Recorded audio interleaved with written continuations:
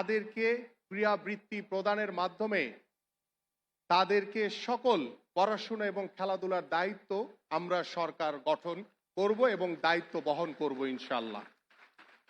আমরা কেবল প্রতিযোগিতা আয়োজন করছি না, বরং এই প্রতিযোগিতার মাধ্যমে বাছাইকৃত সেরাদের জন্য দীর্ঘমেয়াদী ও উন্নত প্রশিক্ষণের দীর্ঘ পরিকল্পনা আমরা তৈরি করেছি।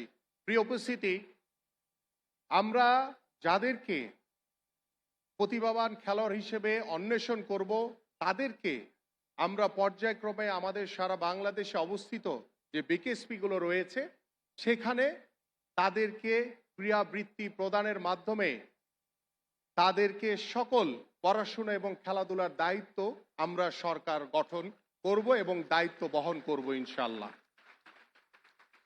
এবং আমাদের স্পোর্টস ডিপ্লোমেসিতে আমরা অত্যন্ত গুরুত্ব দিচ্ছি।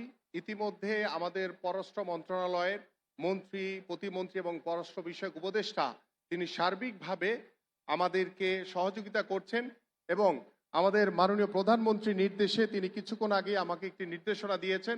ইনশাল্লাহ আমাদের এই স্পোর্টস ডিপ্লোমেসিতে আমাদের মাননীয় প্রধানমন্ত্রীর সুযোগ্য কন্যা জাইমা রহমানও কাজ করবে ইনশাআল্লাহ।